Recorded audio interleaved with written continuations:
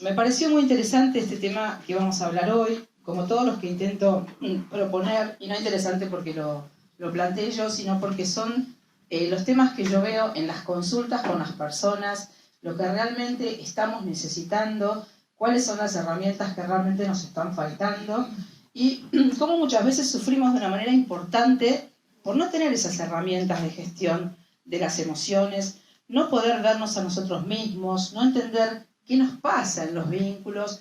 Y justamente el tema de hoy es de qué hablan nuestras emociones.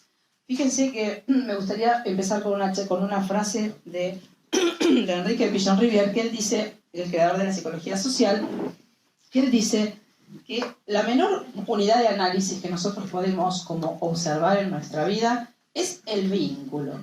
Esta frase que puede parecer, bueno, ¿esto qué quiere decir?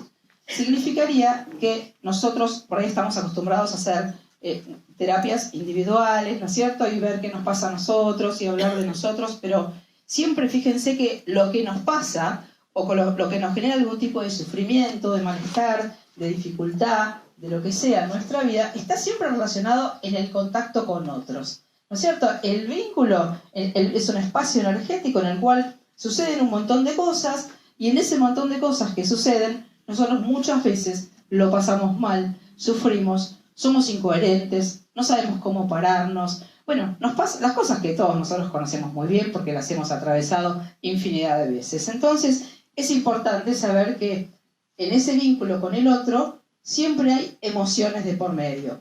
Emociones que a veces calificamos como emociones positivas, cuando yo tengo felicidad, alegría, placer, disfrute, ¿no es cierto? Solidaridad, empatía, todas estas cosas, y emociones, como las llamamos, negativas, que le ponemos esta calificación, ¿por qué? Porque nos hace sentir mal.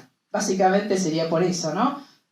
Porque para nuestro cerebro no existen emociones positivas o negativas, emociones buenas o emociones malas. Somos nosotros que, de acuerdo a la forma en que nos sentimos con eso, les hacemos como esa clasificación.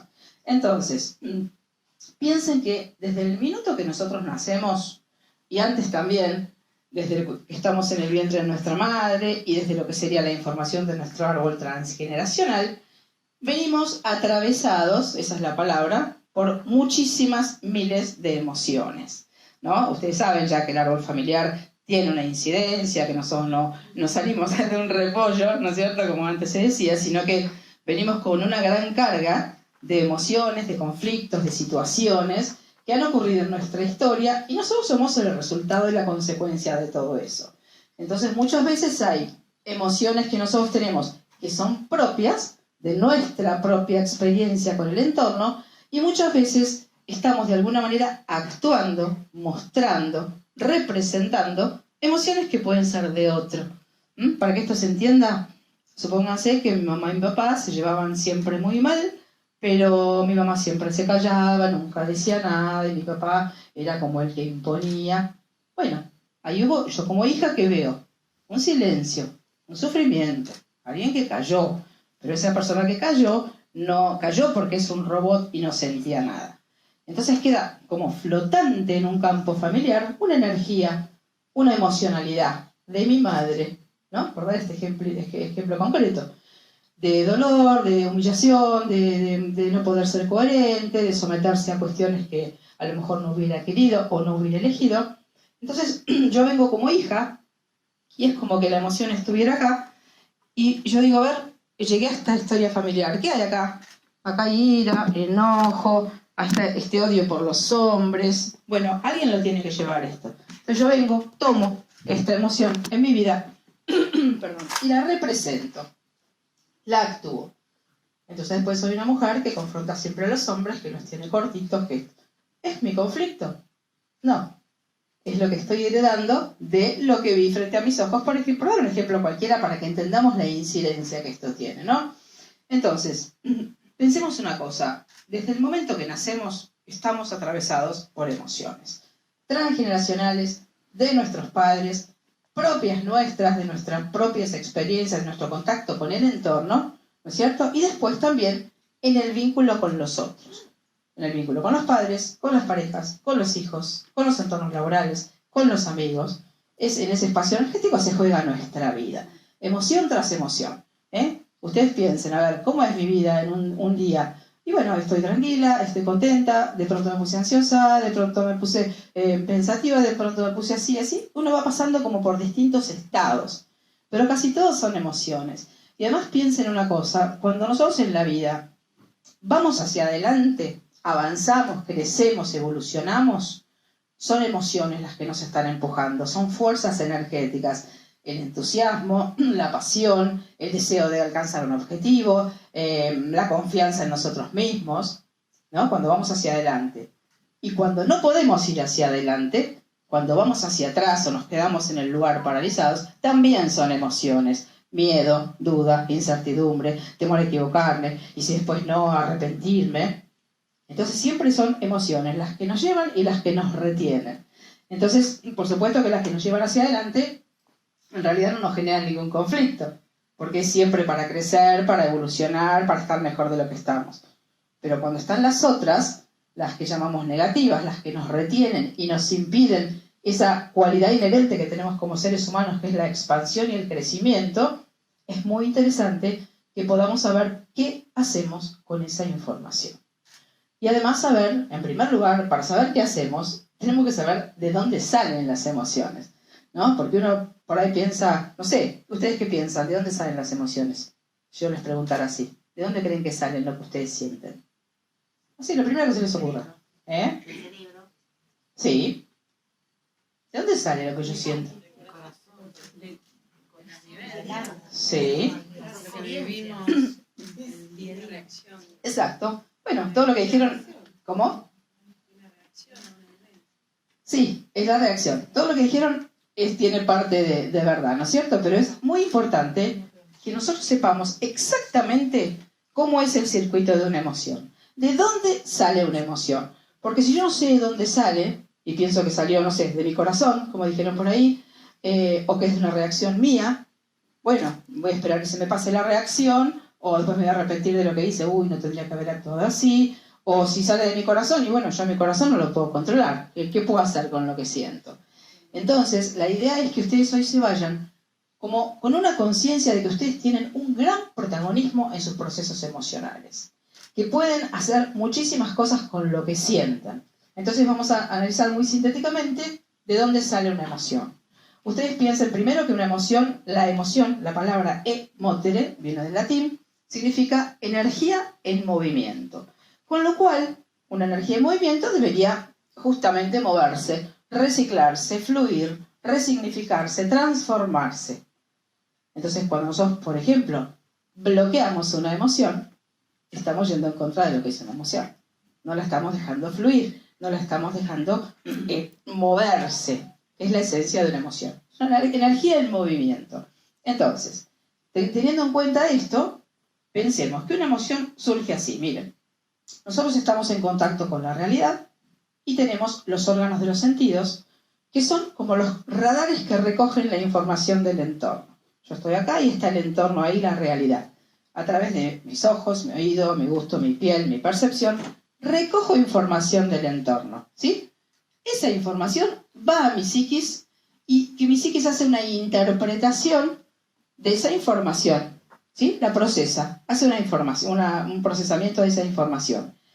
Esa información, como la procesé, genera como consecuencia una emoción. Y a esa emoción, en un circuito completo, debería seguirle una acción en consecuencia con esa emoción. No sé, veo por ejemplo, para que se entienda lo que estoy explicando. Veo en la calle un accidente, veo una cosa, interpreto que hay una persona que está en peligro, siento enojo, porque siento que tengo que ayudar a esa persona, ¿cierto? Siento enojo, desesperación, acciono. ¿Eh? No, pero está rojo acá, cosita. Vamos a seguir sin el micrófono, listo, porque si no... Total, me escuchan todos bien igual, ¿no? Sí, se oye bien. Bueno, mejor así estoy más libre. Información que recojo en el contacto con el mundo exterior va procesada a mi psiquis, se genera una emoción y acciono en defensa de esa persona, ¿sí? Si se pudiera traer una zapatilla para que lo enchufe sería mejor, ¿no? Me parece, porque después me canso de hablar tanto. Entonces, ahí mi contacto con el entorno me atravesó una emoción como resultado de eso que vi y accioné coherentemente. Fui y defendí a la persona. Entonces, esa emoción no salió del corazón porque sí, sino que salió porque hubo un evento que a mí me generó cierta cosa, que yo interpreté, que yo sentí y accioné. Este sería como el circuito completo de la emoción. Tomar la información, interpretarla, sentirla y accionar en coherencia. Yo calculo que ustedes, ahora que yo estoy diciendo esto, ya se habrán dado cuenta la cantidad de veces que nosotros quedamos frenados en la emoción, ¿no? Una cierta percepción, una cierta situación con alguien, una cosa que nos genera, interpreto una cosa que está pasando ahí con alguien, siento una emoción desagradable acá, ¿y qué hago? Exacto. Queda acá cortado el circuito, por decir en una imagen, ¿no? Entonces, ¿qué pasa ahí? Yo empiezo a acumular una energía, ¿sí? Una tensión, porque normalmente cuando retengo la emoción y no acciono, es porque esa emoción es una emoción desagradable para mí. Y no sé qué hacer, y ahí entran a jugar todos nuestros miedos, todos nuestros condicionamientos, nuestros miedos a ser desaprobados, a no ser queridos, y si la otra persona se enoja si yo acciono, y si pongo un límite, y si digo que no. ¿Se dan cuenta? Entonces, bloqueamos en general el circuito de la emoción. Entonces, esto nos planta ya en un lugar de incoherencia con nosotros mismos. Si yo lo que necesito hacer no lo hago, estoy en incoherencia conmigo misma. ¿No es cierto? Esto lo conocemos todos, porque miles de veces en nuestra vida hemos hecho esto, ¿no es cierto? Clara, ¿me lo enchufas? Ahí el cargador del teléfono está ahí para el teléfono, si se puede. Entonces, todos claramente podemos identificar esto, sí o no. Los momentos en que hubiéramos necesitado hacer algo y no lo hicimos porque la mente aparece ahí y dice, no porque, no pero, cuidado sí, mirá si pasa tal cosa. Claro, exactamente. Entonces, el miedo, ahora que lo dijiste, gracias, el miedo es una de las emociones de base que nosotros tenemos en nuestra vida, que es la fuente prácticamente de todos los bloqueos que podamos llegar a tener. Miedo a equivocarme, miedo a que el otro se enoje, miedos, ¿no es cierto? Y eso hace que nosotros no nos animemos muchas veces a crecer como personas, a soltar relaciones. Gracias, perdón, estaba muy concentrada. A ver. Hola. Ay, gracias, genial. Ahí está, gracias, Vale. Bueno, creí que me iba a alcanzar para toda la charla, la carga, pero se ve que no. Bueno, entonces, esto nos planta en un lugar de incoherencia que, como decía, todos nosotros conocemos muy bien. Sabemos también desde otros lugares que, desde lo que sería por ahí el tema de las enfermedades, la descodificación biológica o ciertos comportamientos que a veces nosotros adoptamos, que toda incoherencia con nosotros mismos va a generar un estrés interno. Y si ese estrés interno es importante, yo puedo llegar a tener un síntoma o una enfermedad por esa situación. Entonces, fíjense si es o no importante que nosotros podamos aprender a gestionar las emociones. En ninguna instancia educativa nadie nos ha enseñado qué se hace con lo que se siente. Más bien desde chiquitos, ¿no es cierto? No, ¿quién de nosotras no ha ido, por ejemplo, a comprarle un chupetín al nene para que no llore? ¿No es cierto? O está enojado y le compramos un helado. Vení, mi amor, no llores, deja. Entonces, ¿qué le estamos diciendo? Con nuestra mejor intención. No llores, no se llora, no te tenés que enojar, no tenés que mostrarte así.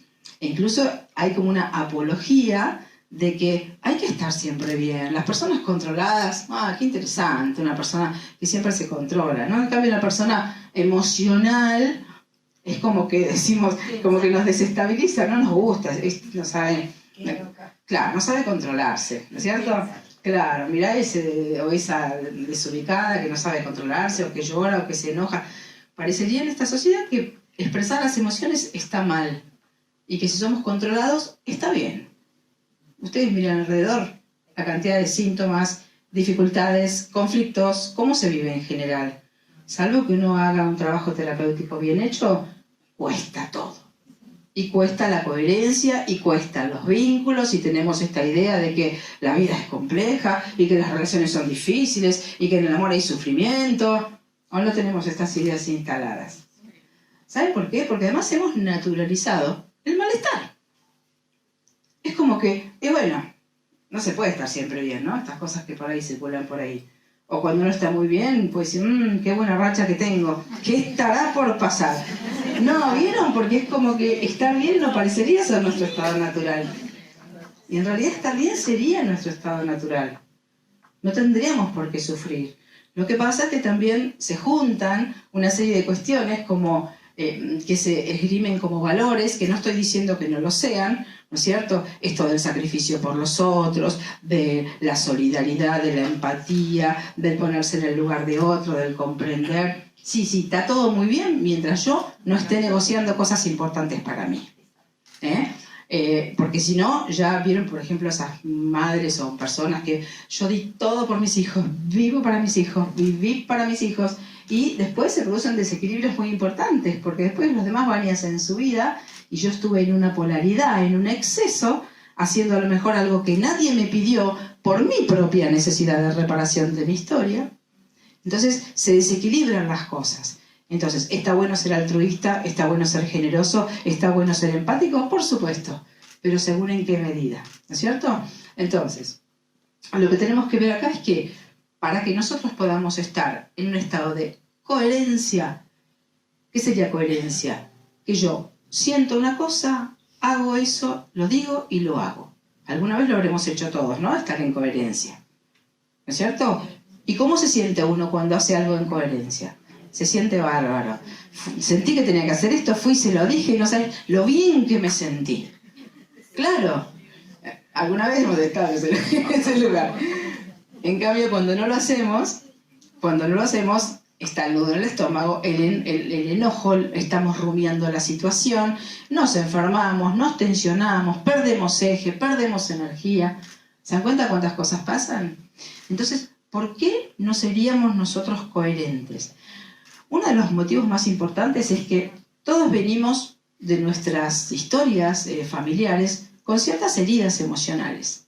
Heridas emocionales son haberme sentido desvalorizada, haberme sentido no mirada, haberme sentido ignorada, que me hayan rechazado, haber sentido cuestiones de injusticia, ¿no? Mi hermana era la linda y la inteligente, yo era la fea y la tonta que no sabía nada.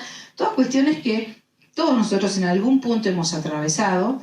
Prácticamente no hay ninguna persona que no tenga una herida emocional, porque nadie ha tenido los padres maravillosamente perfectos, entonces todos salimos con alguna carencia, Entonces esa carencia va a ser como nuestra tendencia en la vida, ¿no? Y la vamos a ir viviendo en muchos momentos, en distintas situaciones, con distintos actores, en distintos escenarios, ya que estamos en el teatro, ¿no es cierto? Pero la emoción va a ser siempre la misma. A veces las personas me preguntan, y bueno, pero yo, ¿cómo sé cuál es la herida emocional que yo traigo de mi historia? Bueno, ¿qué te pasó ya muchas veces? ¿Qué emoción es conocida para vos? ¿Siempre te sentís afuera? ¿Siempre sentís que nadie te escucha, que tu palabra no es tenida en cuenta? ¿Siempre te quedás como sin el lugar? ¿Siempre sentís, o te pone furiosa la injusticia, por ejemplo, ¿no? Cuando hay cosas que a nosotros nos enojan mucho o reaccionamos mucho frente a ciertas cosas, esas cosas seguro que están hablando de nuestros propios conflictos. Siempre esto es así. Porque fíjense que hay personas a las que una misma situación no les dice nada, ¿no es cierto? En cambio, para nosotros por ahí no podemos tolerar que esté pasando cierta cosa o que tal persona actúe con otro de cierta manera. Porque uno siempre se está viendo y se está proyectando en las otras personas. Entonces, es importante saber que si nosotros no hemos sanado nuestra herida emocional, vamos a estar como si fuera en inferioridad de condiciones a la hora de poder ser coherentes. Porque yo, si estoy en inferioridad de condiciones porque sufrí una cierta cosa, no estoy con todo mi potencial. No estoy acá parada, acá estoy yo, y yo merezco esto, y vos a mí me respetás, y yo me quiero comunicar con vos, y me tenés que escuchar. Si yo tengo una herida emocional de desvalorización, por ejemplo, ya además se instalaron en mí muchísimas creencias de que yo me tengo que quedar en un rinconcito, que lo que yo digo a nadie le importa. Se van instalando creencias acordes a la herida emocional que yo traigo. Y entonces ahí yo voy construyendo un personaje de mí que creo que soy y lo empiezo a actuar. Lo empiezo a representar ese personaje. Y voy por la vida como la desvalorizada, la rechazada, la sumisa, la violenta, la loca, el cartel que cada uno de ustedes pueda tener. Todos tenemos uno. Esto también es interesante buscarlo. ¿Qué cartel tuve yo en la historia familiar? Ese cartel claramente también está asociado con mi herida, ¿no? Entonces, no voy a abrir igual ese tema de las heridas hoy porque es para una charla específicamente. ¿De qué depende esa interpretación? Vieron en este circuito de la emoción que les dije, que uno recoge información, interpreta, siente y acciona, en el mejor de los casos. ¿De dónde sale la forma en que yo interpreto eso que estoy viendo? Por supuesto que sale de lo que nosotros llamamos una programación. ¿Qué es una programación? Es una información que yo traigo, que he ido como incorporando a lo largo de mi vida, desde lo que sería lo transgeneracional, mis propias vivencias, las de mis padres, etc. Es como una información que está en mí y hace que yo actúe esa información, ¿no es cierto? Entonces, esa información es como si fueran unos lentes simbólicos, que vamos a imaginar que tienen un color naranja, los vidrios de esos lentes. Que en este caso podría ser, por ejemplo, una herida de rechazo. La sensación de rechazo. Mi madre fue rechazada por mi papá cuando yo estaba embarazada, yo tengo la impronta emocional como bebé que me estoy gestando en la panza, y yo de pronto nazco y después en la vida me voy encontrando con que me siento rechazada en todos lados. Eso sería una programación, una información que traigo a nivel inconsciente y que se va a mostrar en mi vida. Yo la voy a vivir en mi vida en muchos momentos. Entonces fíjense que por eso también no todos vemos las cosas de la misma forma. Una situación que para ella puede ser de una manera y le puede causar todo un estrés, para ella no le dio ni 5 de importancia. ¿Por qué? Porque tenemos otra programación. Entonces, tenemos que pensar un poco que, como decíamos, que el miedo es una de las emociones que más nos bloquea a esta hora de ser coherentes con nosotros mismos. Tenemos que pensar que el miedo tiene lo que llamamos una utilidad biológica.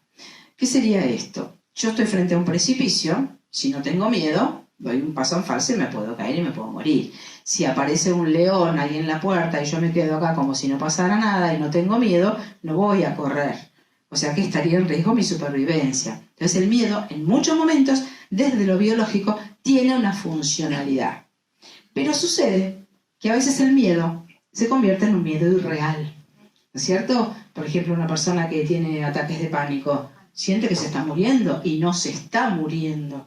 ¿No es cierto? Pero la sensación es como si se estuviera muriendo. O si yo pienso que me va a pasar algo en el futuro y entonces yo no voy a tomar esa decisión porque estoy segura que lo que va a pasar es no sé qué. Entonces yo me creo eso, porque además el inconsciente es inocente y lo que yo me digo se lo cree.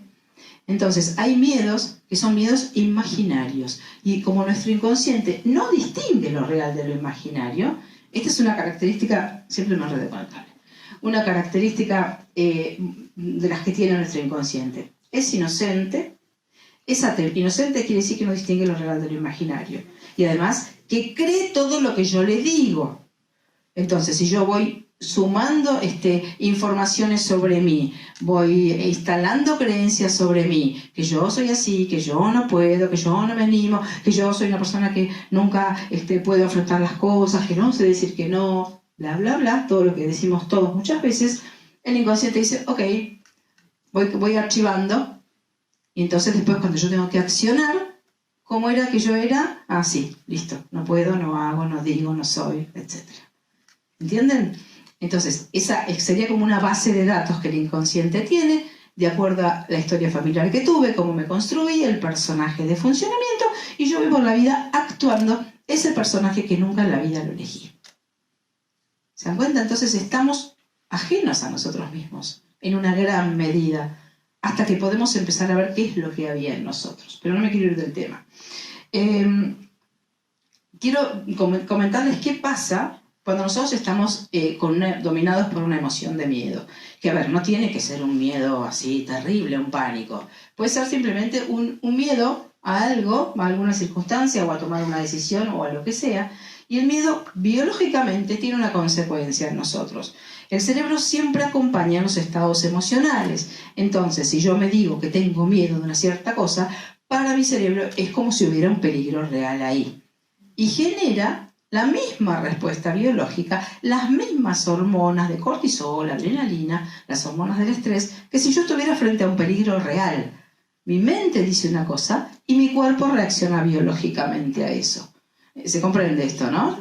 Entonces es muy importante saber esto, sobre todo cuando uno está, imagínense, es justamente el miedo es como lo contrario al amor, a la expansión, ¿no? Vamos a poner esta definición un poco general, pero cuando yo estoy en una situación de miedo, biológicamente mis células se contraen, se frena el crecimiento de las células, se produce una especie de parálisis, porque además el cerebro, ante una situación que yo percibo como peligrosa, ¿qué hace? Dice, no, la energía que tenemos la usamos para sobrevivir. Acá no me voy a poner a regenerar colágeno ni a hacerte acomodar el hígado, no, todo para poder huir o atacar o paralizarme o someterme, que son las 4 conductas arquetípicas posibles en la naturaleza ante un peligro.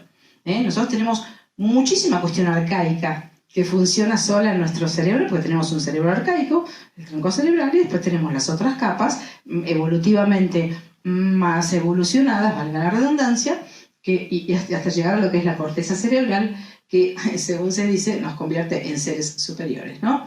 A veces no actuamos de acuerdo a esta conciencia, pero sería lo que nos permite el discernimiento, la elección, la decisión, el criterio. Esto sería la corteza prefrontal. Cuando nosotros tenemos miedo, esa parte del cerebro queda bloqueada y funciona la parte antigua, primitiva, como si fuéramos un animal. ¿Huyo? ¿Ataco? ¿Me paralizo? ¿O me someto? Y esto, aunque a ustedes les parezca mentira, absolutamente todas las enfermedades y los síntomas físicos se pueden encuadrar en estos 4 comportamientos. No lo van a entender ahora eso porque, bueno, no importa. Algún día lo puedo llegar a explicar. Pero las enfermedades son como rememoraciones evolutivas de distintos procesos que fueron útiles en un cierto momento, ¿no? Algún día hablaré de descodificación biológica, pero me quiero focalizar ahora en las emociones.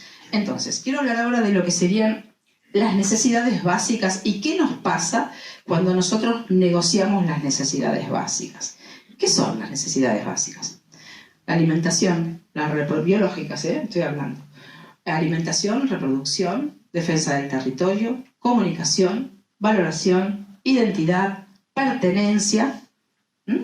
Estas necesidades primero son biológicas. Todo ser vivo necesita cubrir estas necesidades. Cuando por alguna razón alguna de estas necesidades o varias no se cubre, nosotros entramos en estrés. También después, por supuesto que estas necesidades en nosotros que somos humanos se hacen simbólicas. Yo puedo tener una necesidad de alimentarme simbólicamente de un amor de alguien o recibir la valoración y sentir que necesito eso como el aire, o lo necesito como si fuera el aire que respiro, el amor de alguien o la valoración de alguien. O sea, esas necesidades biológicas después las trasladamos muchas veces, porque el inconsciente además es simbólico, muy simbólico, lo trasladamos a otros aspectos de nuestra vida. Pero lo que sí está claro es que cuando nosotros negociamos alguna de estas necesidades básicas, vamos a entrar en estrés sí o sí. Entonces, cuando nosotros entramos en estrés sí o sí, según el grado que tenga el estrés, nuestro cerebro empieza a ponerse en alerta, porque algo necesario para mí no está sucediendo. Entonces tenemos lo que se llama un umbral de tolerancia. Cuando suceden cosas y yo voy resolviendo eso que sucede, el cerebro está quietito y no hace nada. Pero cuando el estrés que yo vivo, a lo mejor un estrés reiterado, una relación de pareja tóxica, un mecanismo de manipulación, un maltrato, una incoherencia con un montón de situaciones en mi vida que no estoy pudiendo resolver o no me decido a resolver, la situación que sea de cada uno, ¿no? Cuando el estrés es mucho y yo ya no encuentro operativamente qué hacer con eso, ¿qué sucede? El cerebro prende un botón de alarma y dice, no estás resolviendo vos, voy a resolver yo. Porque ahí ya hay una energía emocional acumulada, yo me vengo sintiendo mal, estoy negociando cosas importantes, estoy permitiendo a lo mejor que me desvaloricen, que no me escuchen, que no me den el lugar. ¿No es cierto? Las cosas que por ahí hemos pasado todos en algunos momentos, ¿no es cierto? ¿Quién no ha negociado necesidades básicas? Todo el mundo ha negociado. Y seguiremos negociando. Lo que pasa es que lo importante de esto es que uno pueda tener la conciencia de cuál es el costo que esto tiene. ¿Puede uno vivir negociando necesidades básicas y sintiendo emociones desagradables? Sí, poder se puede, no es que no se pueda. Pero ¿cuál es el costo que tiene esto? El costo que tiene es nuestra propia incoherencia, ¿no es cierto? Entonces, la vez pasada leí una frase que decía, de Tiu Boltzmann, que es una consteladora, que decía que nadie tiene la fuerza en un lugar que no es el suyo. Fíjense qué frase tan interesante. Nadie tiene la fuerza en un lugar que no es el suyo. El lugar mío es el lugar de mi coherencia, donde yo soy yo, me escucho, actúo consecuentemente con lo que necesito y siento. Entonces, si yo no estoy coherente, yo no estoy actuando de acuerdo a mis necesidades, estoy negociando cosas importantes y no es mi lugar ese. A veces las personas a veces me preguntan, ¿y cómo sé yo cuál es el lugar correcto? ¿Cómo sé yo cuál es el lugar en el que yo tengo que estar? Digo, bueno, ¿cómo te sentís? ¿Te sentís bien en ese lugar? Bárbaro, es tu lugar. ¿Te sentís mal? No es tu lugar. Porque no hay un manual que diga cómo tenemos que sentirnos, cómo tenemos que actuar. Cada uno, de acuerdo a su programación, tiene un registro propio. Lo que está bien para mí puede no estar bien para ella, ¿no es cierto? Entonces, acá lo que hay que ver es que la coherencia es algo propio, ¿no? Es algo que se siente internamente, es algo absolutamente individual.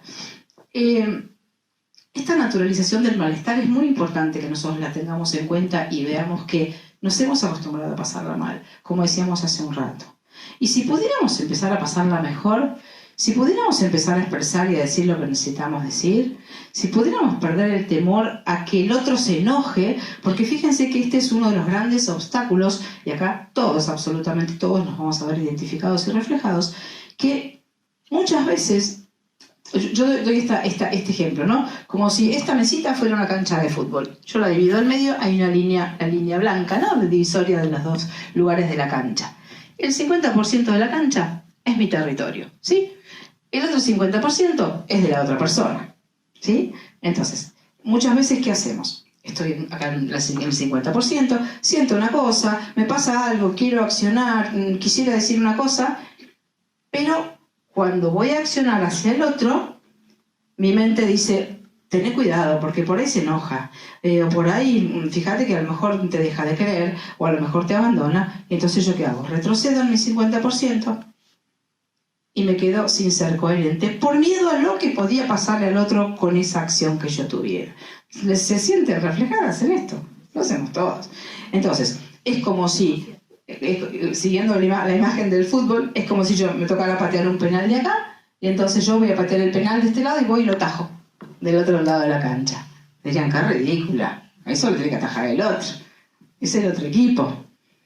Bueno, esto hacemos todo el tiempo nosotros en nuestros vínculos, ¿no? Pateamos el penal y tratamos de atajarlo, o suponemos cómo podemos hacer para atajarlo y que no haga el gol. Porque ¿qué puede pasar? Entonces imagínense que fuera de eje estamos si hacemos esto todo el tiempo. Entonces, ¿cuál sería el lugar que sería el mío, siguiendo esta frase? Sería este lugar, el 50% de la cancha, donde yo escucho lo que siento, lo que necesito, lo que quiero y acciono coherentemente, soltando, esto es fundamental, la consecuencia que tenga en el otro mi coherencia. ¿Se entiende esto, no? Entonces, este sería el lugar adecuado. Porque además, fíjense que eso que yo me imagino que al otro le puede pasar con lo que yo haga, es una interpretación que yo estoy haciendo. A veces uno ya conoce tanto al otro que ya sabe, ¿no? O la otra persona. Pero esto no nos tiene que frenar, porque entonces, a ver, como yo ya sé lo que me va a decir y todas las veces me dice lo mismo y todo esto, entonces yo me quedo sin hacer lo que sería coherente para mí. Normalmente estamos siempre interpretando. Y en las mujeres también es bastante más esta cuestión de la interpretación. Interpretamos todo, mucho, por demás a veces. Y a veces sufrimos, y cuando le preguntamos a la otra persona, por ahí, al varón, no, pero eso no, yo no quise, yo no pensé eso, no lo dije con esa intención, y nosotros hicimos todo un rollo y una película de algo que, si lo hubiéramos podido expresar, el otro hubiera tenido la posibilidad de decir, o la otra persona hubiera tenido la posibilidad de decir, responder, digamos, en su mitad de la cancha, ¿no? Entonces, este símbolo de la cancha, ténganlo presente, porque es bien gráfico, ¿o no? Es una imagen bien clara. ¿Dónde está mi coherencia? En el 50%. Yo de acá no tengo que pasar. Y también muchas veces sucede que uno avanza en el territorio de la cancha, ocupa el 80% y la otra persona queda en el 20%. O nosotros permitimos que alguien nos manipule, nos maneje, nos digite la vida y quedamos en el 20% nosotros, permitiendo que otra persona nos ponga las pautas de cómo tenemos que manejarnos. Estos son los mecanismos de dependencia emocional, los mecanismos tóxicos, los mecanismos que nos generan sufrimiento. Cuando nosotros no podemos ocupar nuestro territorio, literal y simbólicamente. El territorio es una de las necesidades básicas, como decíamos antes. Y el territorio no es el jardín de mi casa. El territorio puede ser mis emociones, mi hijo, mis proyectos, mis deseos, mi palabra, mi comunicación, o sea, todo lo que es mío, ¿sí? Todo lo que es importante para mí es mi territorio simbólicamente. Entonces, pensemos también que alguien habló hace un rato cuando pregunté lo de las emociones, de la reactividad, de la reacción, ¿no? Alguien dijo esto. Bueno, esto es muy importante porque el cerebro, en general, si nosotros no estamos atentos, que en general no estamos atentos, sino que nuestra mente, está comprobado científicamente, que rumia, ¿no? 65.000 pensamientos diarios circulan por nuestra cabeza. Ustedes imagínense. Y esos 65.000 pensamientos son pensamientos que tienen que ver con el pasado. Porque el cerebro es como una bolsa que fue guardando información. ¿Qué pasó acá? ¿Qué pasó acá? Guardo, guardo, guardo. O sea, el cerebro siempre está reeditando la información del pasado. Y esa información del pasado es la que sigue actuando en mí si yo no estoy atenta y consciente. Entonces, imagínense cuando hay una cierta situación, hoy me pasa tal cosa. El cerebro, si yo no estoy atenta y consciente y diciendo cómo quiero yo actuar en esta situación, qué es lo que yo quisiera hacer, en general no pasa esto que uno tenga este grado de conciencia, ¿no? El cerebro dice, ¿cómo era que actuamos la vez pasada cuando pasó tal cosa? Listo, y ahí está la reacción, la reactividad desde el pasado. Entonces, ¿qué sucede ahí? Seguimos actuando, o sea, pasan cosas nuevas y nosotros seguimos actuando con mecanismos viejos que en algún momento sirvieron y que el cerebro tiene memorizados como si fuéramos espectadores de nuestra propia vida. Y no pudiéramos decir, bueno, a ver, situación nueva, ¿cómo quiero accionar yo? ¿Qué es lo que quiero hacer? ¿Cómo me quiero manejar? Antes me callé, el mes pasado me callé la boca, ¿qué tal si ahora quiero hablar? O sea, permanentemente nosotros tenemos esta posibilidad. Situación nueva, ¿cómo elijo manejarme frente a esto? Y acá les quiero decir, así muy, muy cortito, lo que significa la palabra responsabilidad. Todos tenemos esta idea de que hacete responsable, hacete cargo, ¿no? Como un peso que yo me tengo que poner acá encima. Bueno, ¿cuándo te vas a hacer responsable? ¿No? Parece como un peso, como una carga. Y la palabra responsabilidad viene de la palabra responder, del latín. Fíjense qué distinta la acepción, es decir, me tengo que hacer responsable de una cierta cosa, o cómo elijo responder frente a esta situación. Fíjense que es liviana la palabra entonces, no es pesada, es liviana. ¿Cómo elijo responder conscientemente a esto? Que después voy a cerrar con una frase de Viktor Frankl que tiene que ver justo con esto que estoy hablando ahora, al final de la charla. Entonces, ¿qué es importante en todo esto que estamos hablando hoy? Entender la información emocional, porque la información emocional nos está hablando de nosotros. Si yo ante una cierta situación X siento un nudo en la boca del estómago, porque pasa algo que a mí me genera angustia, esa emoción está siendo como una señal que a mí me está diciendo, che, estás en incoherencia, algo tenés que hacer con esto. Supónganse que yo, no sé, voy a tomar un café con alguien y voy toda ilusionada en el primer encuentro y de pronto esa persona dice algo que a mí me hace como ruido. Y como es la primera vez y yo estoy ahí, no digo nada, pero siento en la boca del estómago como una cosita, o en la garganta, o siento un malestar, que es lo que se llama el marcador somático. El cuerpo tiene una sabiduría que mucho antes que nuestra mente se dé cuenta y tome conciencia, nuestro cuerpo ya sintió, nuestro cuerpo ya chequeó. Entonces la emoción es un indicador. A mí me gusta decir que son indicadores las emociones. ¿Qué es un indicador en la ruta? Los cartelitos que dicen doble, curva peligrosa, puente angosto, el semáforo. ¿Qué hacemos nosotros cuando vamos por la ruta? Frenamos, paramos, vamos con cautela, no pasamos la línea amarilla a veces, ¿no? Digo, entonces, hacemos caso de las señales. Básicamente hacemos caso de las señales. Entonces, si nosotros aprendemos que nuestras emociones son indicadores de malestar o de bienestar, cuando yo tenga una emoción de malestar, sé que esto me está indicando cambiar de dirección, hacer algo, tomar alguna decisión. En cambio, si yo no sé que esto yo lo puedo hacer, ¿qué es lo que voy a hacer? Y nada, me agarró una angustia, y no sabes la angustia que tengo, hace una semana que estoy con angustia. Como que yo quedo como víctima de una cosa que a mí me toma y como que yo no tuviera ningún protagonismo en eso que me está pasando. Entonces hay como un pequeño recurso, pequeño gran recurso, para que uno aprenda a ser protagonista de sus procesos emocionales. Que, por ejemplo, tengo una emoción X. Es como un ejercicio, ¿no?, que uno puede aplicar y hoy se pueden llevar como para poder procesar. Tengo una cierta emoción por una situación que se produjo. Bueno, activar, las chicas que han hecho los seminarios conmigo se cansan de escucharme hablar, activar un ojo consciente, un ojo observador. Este es el primer paso para poder empezar a gestionar lo que nos pasa. Poder vernos a nosotros mismos. Cuando nosotros estamos como protagonistas de nuestros procesos metidos dentro, sentimos y estamos con toda la programación vieja y actuamos el muñequito automático y el personaje. En cambio, cuando uno puede empezar a distanciarse de uno y empezar a mirarse, que es el primer paso de un crecimiento espiritual o de una conciencia de uno mismo, puedo empezar a ver cómo he funcionado, quién soy, qué pienso, cómo reacciono ante las cosas. ¿Cuáles son las emociones con las que siempre me encuentro? Entonces, si yo, vuelvo al ejercicio, si ante una cierta situación, yo digo, bueno, a ver, para un cachito, Pato, fíjate, a ver, ¿cuál es la emoción que estás teniendo? Bueno, y ya, estoy furiosa con no sé quién por tal cosa. Perfecto. Sabemos que, desde lo que decíamos antes del circuito de la emoción, que la emoción no sale del aire, sale de algo que yo interpreté en mi contacto con la realidad. ¿Se acuerdan? Hace un rato hablamos de esto. Entonces, si yo tengo una emoción de ira, vuelvo para atrás. ¿Qué pensé para sentir esto que estoy sintiendo? Y bueno, a lo mejor pensé que vos le habías hablado mal a Pato de mí.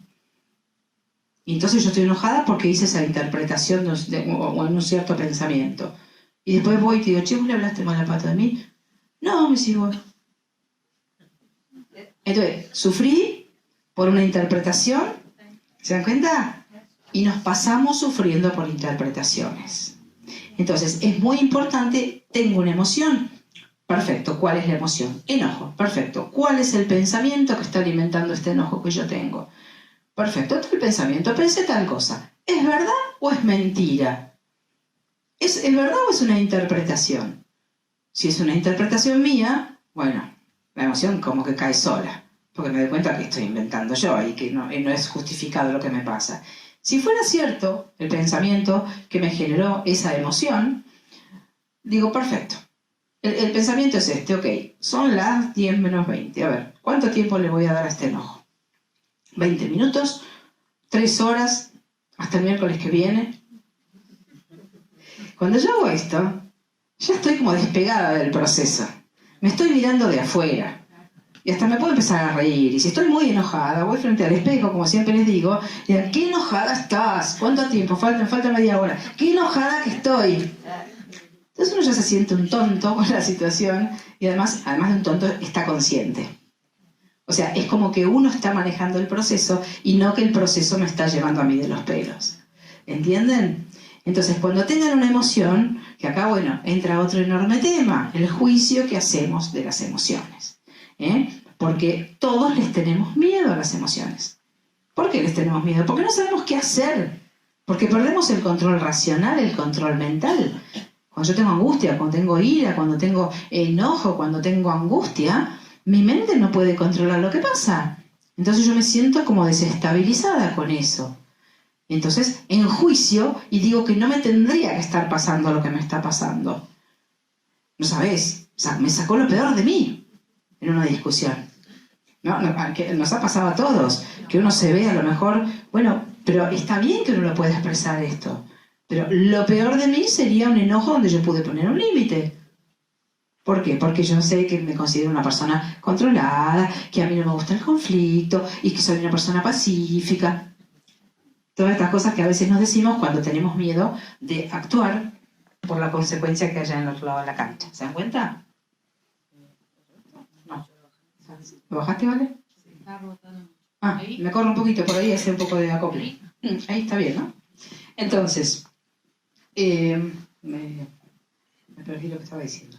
Bueno, esto de la interpretación de la emoción que nosotros hacemos. Si ustedes adquieren esta especie de gimnasia, emoción X, ¿no?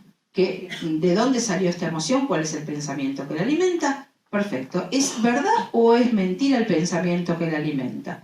Perfecto. Si es mentira, cae solo. Si es verdad, ¿cuánto tiempo le doy? 3 horas, perfecto. A las 3 horas me salgo conscientemente de la emoción. Me voy a ver una amiga, me voy a ver una película, me voy a andar en bicicleta, me voy a caminar, me pongo a bailar zumba poniendo música. Me salgo conscientemente de la emoción. O sea, la identifiqué, no la bloqueé, la identifiqué, le puse un nombre, me fijé de dónde salió, de qué pensamiento salió, le di un tiempo y después me salí.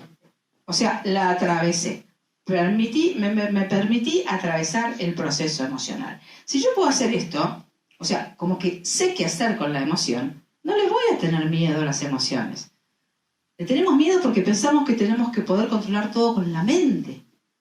Y justamente, si pudiéramos controlar todo con la mente, no estaríamos como estamos muchísimas veces en situaciones dolorosas y conflictivas.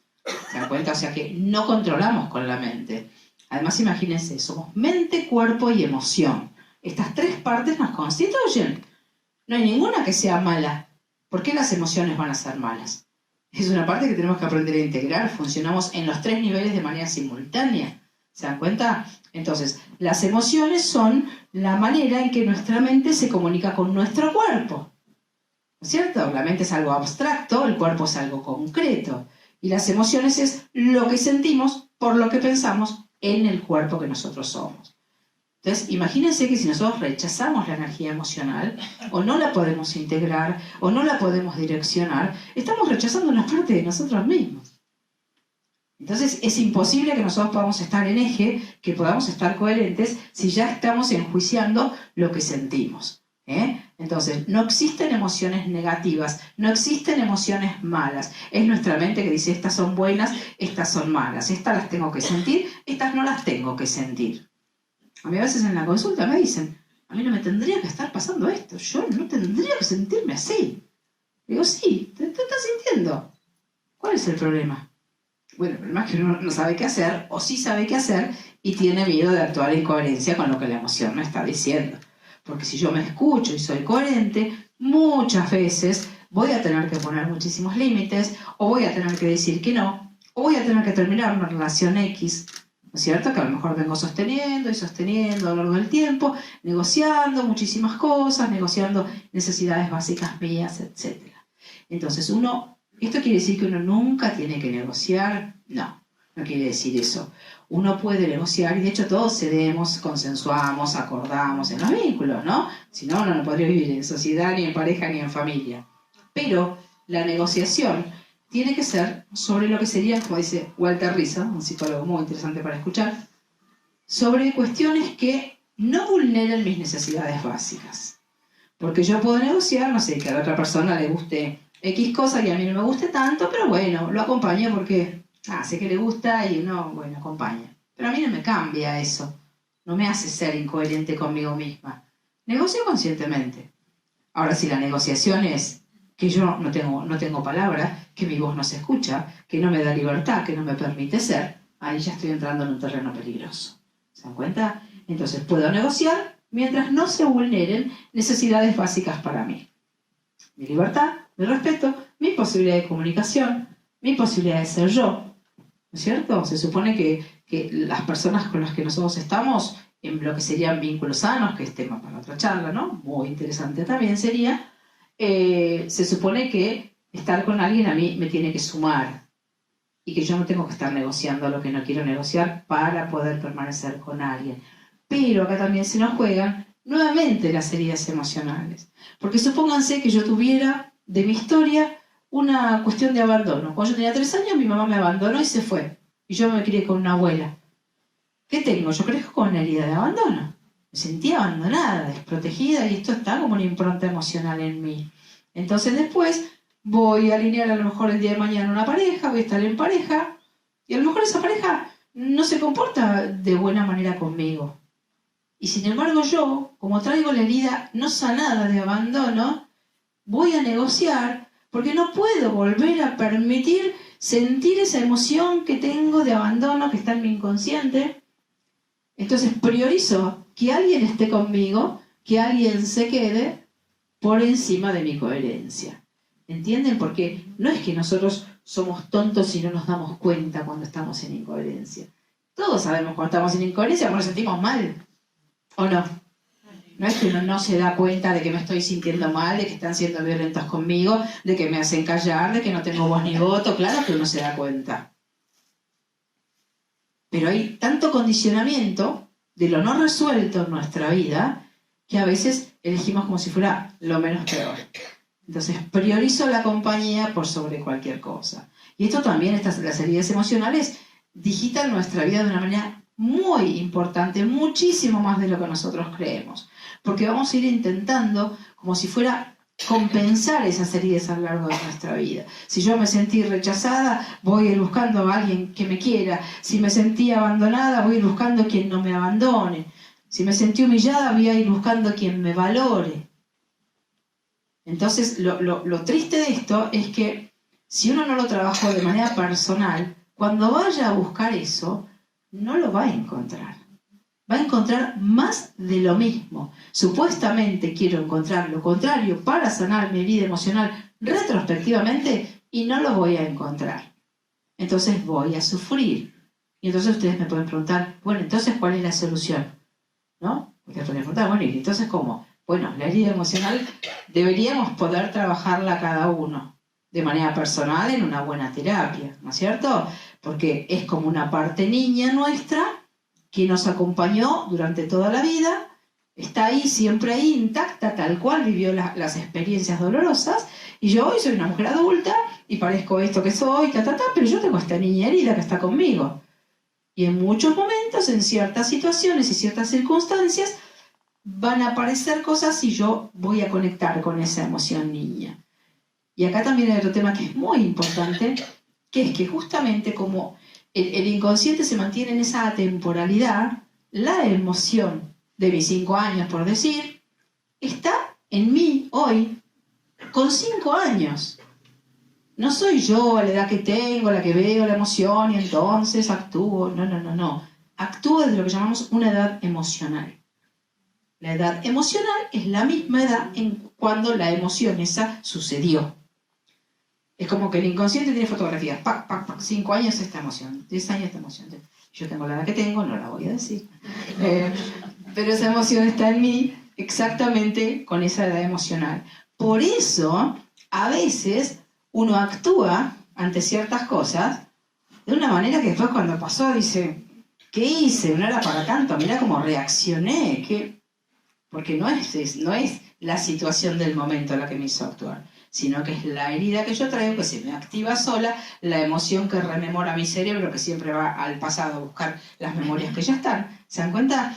Entonces, esto es muy importante que uno pueda como trabajar su herida emocional, porque si no la trabaja, se va a encontrar en muchísimos momentos negociando muchísimas cosas.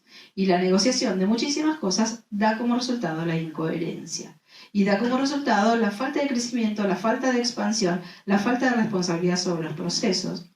Básicamente la infelicidad y también la enfermedad, ¿no es cierto? Que las enfermedades son emociones que están bloqueadas, procesos emocionales de estrés que no han podido ser gestionados. Desde lo que sería la descodificación biológica, que esto es una mirada muy interesante que la medicina está empezando a integrar, ¿no es cierto? ¿Cómo llegó una persona a enfermarse? Porque hay una emoción que está ahí bloqueada de algún suceso que ocurrió que la persona no pudo gestionar. El cerebro la tiene ahí congelada. Y cuando la vuelve a vivir, otra vez el inconsciente dice, ¿otra vez esta emoción tan intensa? Bueno, fusible, para que salga la emoción por algún lado. Entonces ahí tenemos una enfermedad. Entonces fíjense si es importante o no. Si nosotros pudiéramos gestionar nuestras emociones, no nos enfermaríamos como nos enfermamos. Hoy fíjense que todo el mundo toma pastilla para la presión, omeprazol para el dolor de estómago, no sé, de todo. De todo, ¿o no? Es rara la persona que no toma nada. Bueno, no, yo tampoco, pero digo, ¿por qué? Porque nos pasan cosas que no estamos pudiendo resolver. Estamos en incoherencias y no estamos pudiendo resolver esas incoherencias. O quizás no tenemos ni la conciencia de que una enfermedad tiene que ver con una emoción bloqueada. No, hay personas que no saben esto. Hay personas que creen que uno se enferma porque, bueno, porque aquí en algún momento todos nos enfermamos, ¿no? O Dios nos manda una cruz, o es el karma, o tuve mala suerte, o hay personas que nacen con estrella y otras nacen estrelladas, y yo me enfermé porque voló una mosca. Esto no es así. Yo no me voy a enfermar si no atravieso un estrés emocional primero, y no porque lo diga yo, sino porque la biología no actúa así. La biología actúa en términos de estímulo y respuesta. Las emociones son un estímulo para nosotros. Entonces, si yo tengo un estímulo improcesable, fuerte, intenso, frente al cual no sé qué hacer, mi cuerpo va a dar solución por mí. Con lo cual también las enfermedades son aliadas nuestras. El cerebro nunca se equivoca. Jamás hay error en lo que hace el cerebro. Pero ¿cómo no hay error? La persona está enferma. Para el cerebro no tiene moral. Funciona en términos de energía y en términos de supervivencia. Una persona que está con un estrés importante corre peligro. Entonces tiene que restringir el estrés a una sola parte del cuerpo. Y ahí aparece un síntoma. Que también cuando uno trabaja en descodificación biológica, siempre encontramos la emoción bloqueada. Siempre está la emoción detrás del síntoma. Y es una emoción que la persona con ayuda del terapeuta claramente puede identificar. Y cuando la puede identificar, también la puede liberar y la puede sanar.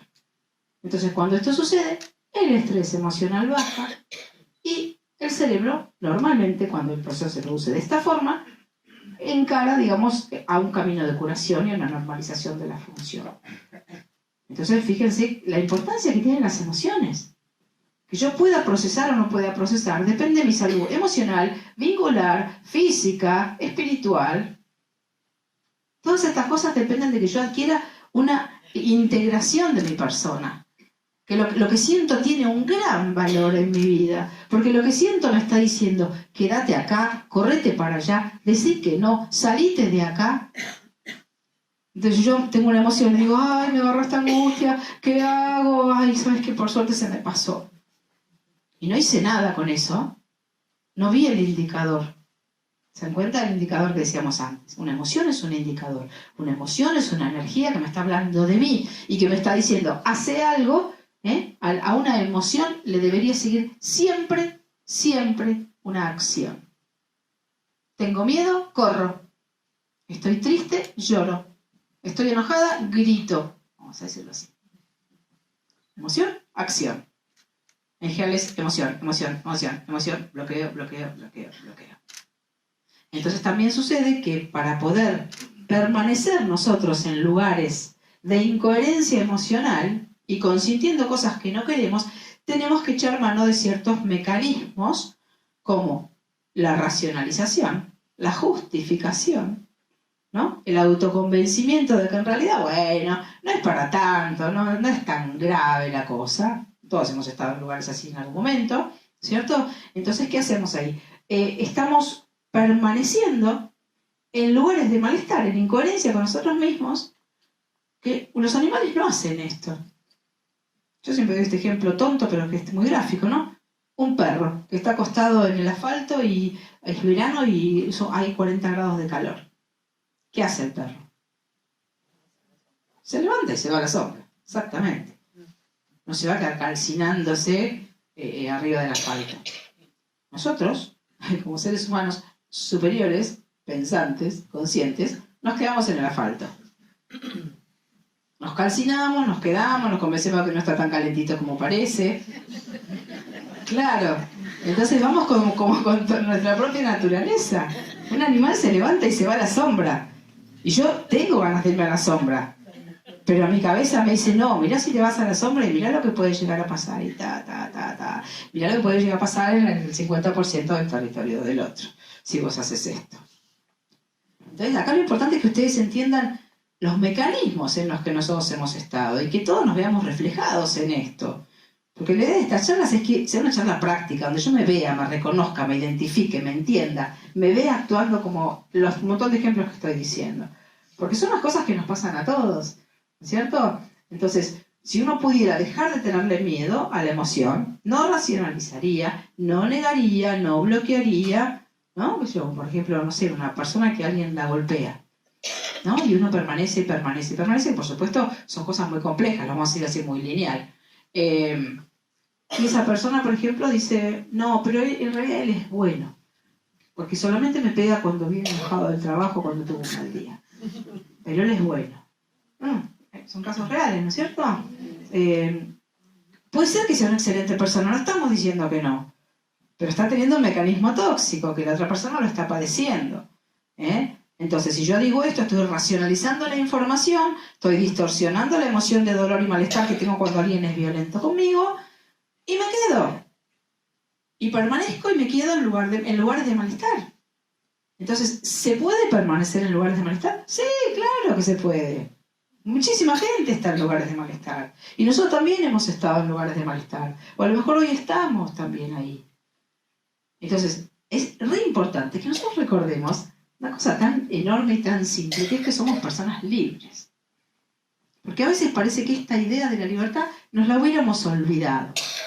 Y que yo ante una situación de estrés, de incoherencia, de dolor, de sufrimiento, tengo la absoluta posibilidad de irme de un lugar, correrme de una relación, decir hasta acá llegamos, me voy, me salgo. Pero también sucede esto, que también todos hemos caído en esa trampa, de pensar que vamos a poder cambiar a la otra persona y que por mí él va a cambiar y que todo esto. Todos hemos en algún momento esperado que el otro cambie para que yo me sienta bien, ¿o no? O que el día que pase tal cosa, yo entonces me voy a sentir bien. ¿Y qué sé yo cuándo va a ser el día que pase tal cosa? Y mientras tanto uno se le va la vida. Entonces esto de la libertad es un concepto que es interesante refrescar. Yo soy una persona libre. Yo no tengo por qué soportar situaciones que vulneren mi respeto, mi autoestima, mi valoración, mi posibilidad de comunicarme. Parecen principios que, sí, ya lo sabemos, pero no los ejercemos muchas veces. Y permanecemos como si no nos diéramos cuenta que nos podemos salir, ¿no? Entonces, esta información es para que uno entienda que las emociones son indicadores. Me dicen, dobla para acá, frena acá, está la pared, no sigas. Entonces, si yo niego la emoción, le tengo miedo, la bloqueo, no sé qué hacer cuando tenga el indicador de mirar para otro lado. En cambio, si yo sé que esto es una información importantísima que yo tengo que escuchar, porque me está marcando una dirección en mi vida y me está marcando una acción concreta a seguir, ya cuando yo tenga la emoción, ok, ¿qué me estás diciendo? ¿Qué tengo que aprender de lo que me estás diciendo? ¿Qué mensaje me traes? ¿Qué acción tengo que tomar? Ya no le tengo miedo a la emoción si la puedo ver desde este lugar. De que la emoción es una aliada que me está hablando de mí, que me está diciendo, estás en incoherencia. Salite de ahí, hacé algo, poné un límite. ¿Se dan cuenta? Entonces es interesante cambiar la percepción sobre la emoción que nosotros tenemos. Porque si no, seguimos acumulando energía emocional y después el estrés, y el malestar, y las depresiones, y las angustias, y los ataques de pánico, y todo tipo de síntomas y enfermedades que andan por ahí, son el resultado de eso, de un bloqueo de emociones, ¿cierto? De una imposibilidad de gestionarlo adecuadamente por un montón de cosas que dice nuestra mente. Entonces, tenemos que saber que para poder ir haciendo estos procesos, nosotros tenemos que estar conscientes. Tenemos dos opciones en la vida, dos lugares de funcionamiento en los que nos podemos poner. Estar en la automatización, como hemos estado casi todos durante mucho tiempo. Ahora se dice dormidos, ¿no? Ahora se habla mucho del despertar, de la espiritualidad, de toda esta cuestión, que está muy buena, pero también a veces hay como una confusión en cuanto a los conceptos. Que como que ser espiritual es, por ejemplo, empezar a hacer biodescodificación, o empezar a hacer terapias, o empezar a hacer todo esto. Esto no necesariamente nos convierte en personas espirituales. Espirituales somos todos en cualquier momento, tengamos o no tengamos conciencia de eso, ¿no es cierto? Por supuesto que estudiar, aprender, hacer cursos, informarse, nos abre la conciencia, nos da otra perspectiva, por supuesto que sí. Y quizás es el camino para un trabajo interior, posterior, cuando nosotros empezamos realmente a tomar herramientas de las que no hemos tenido.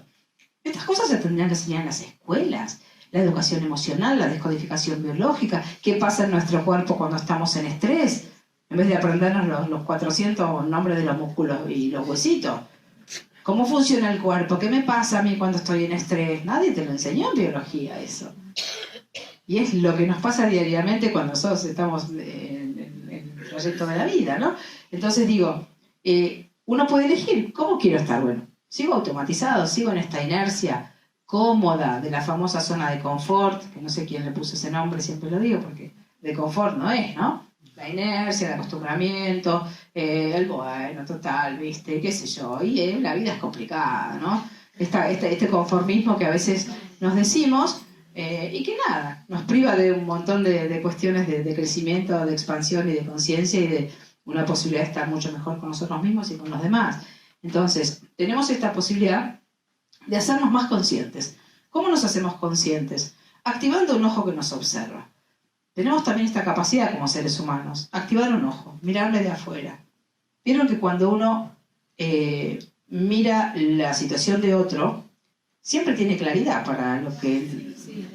¿no? Viene una amiga o vemos a alguien y miramos a esa persona, me cuenta algo y yo sé perfectamente lo que le tengo que decir. Está como esta sabiduría popular además. Exactamente, exacto. No, andá y hace tal cosa, ponete al límite, decirle qué tal cosa, ¿cómo permitiste esto? Andá y hace, no, ¿qué? No puede ser.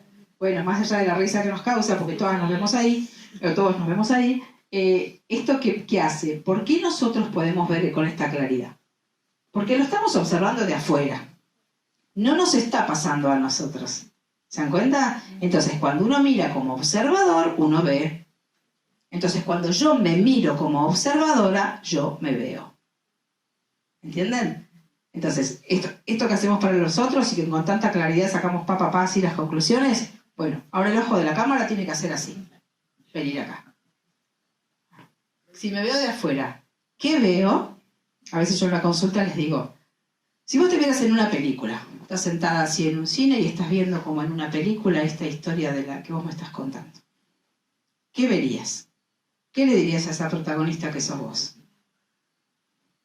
Para loca, dicen a veces, frená, salite, qué sé yo, todo, ¿no? La cosa que cada uno le surge, a veces se ríen porque no lo habían visto de esa forma y cuando lo ven dicen, ay Dios mío, sí, me estoy viendo, ¿no? Entonces, como uno no se ve, porque normalmente es protagonista de la situación, ¿no? Cuando uno empieza a hacer un trabajo como de conciencia, es muy importante que yo aprenda a mirarme de afuera. Todos tenemos esta capacidad. Bueno, a ver, si me cuesta mucho, si fuera de otro la situación, si fuera de un hijo mío, si fuera de otra persona, ¿qué le digo que haga? Bueno, eso es lo que yo tengo que hacer. Entonces uno empieza a como adquirir un protagonismo consciente en esto. ¿Entienden? Y puede ir eligiendo cómo es que uno se quiere manejar frente a las situaciones y no está digitado por esa automatización o esa información que traemos de nuestra vida que siempre nos ha hecho estar en un mismo lugar. Porque además ustedes piensan que nosotros cuando nos empezamos a observar vamos a empezar a darnos cuenta cómo hemos funcionado también. Y todos tenemos un cierto personaje y tenemos un sistema de creencias y creemos que todo eso es cierto, es verdad y que nosotros somos ese personaje así. Todos tenemos un personaje, búsquenlo después también, porque es interesante ver esto. ¿Cuál es el personaje que yo tengo? ¿Cómo funcionó ese personaje? ¿Qué soy? ¿La que puede todo? ¿Soy la desvalorizada? ¿Soy la que siempre se hace cargo de todo el mundo? ¿Soy la oveja negra de la familia? ¿Soy la loca? ¿Qué soy? ¿La hija perfecta? Hay carteles que parecen mejores que otros, ¿no? La hija perfecta parece, ¡ay, qué lindo cartel! Pero después cuando yo no puedo ser la hija perfecta y lo tengo que seguir sosteniendo a costa de cualquier cosa porque así me miraron, el cartel se convierte en una cosa muy pesada. Porque el cartel no somos nosotros. Es como la sillita que nos dijo nuestra historia familiar. Bueno, a ver, vos sos esta. Implícitamente, por supuesto. Todos vamos y asumimos un cierto rol, un cierto personaje en las historias familiares. Y ese personaje tiene un cartelito. Entonces yo después lo llevo como si fuera colgado simbólicamente acá, y salgo de mi historia familiar, salgo al mundo, y sigo siendo el mismo personaje, aquel si no he hecho un trabajo consciente. Pero ya la obra de teatro terminó. Yo estoy en otro ámbito. No necesito ser ese personaje. ¿Se dan cuenta? ¿Entienden? Después pregúntese cada uno para sí mismo, ¿cuál habrá sido el personaje que a mí me tocó en la historia familiar? ¿Cuál es el personaje, además, con el cual yo me identifiqué? Que esta identificación también hace que yo crea que yo soy eso.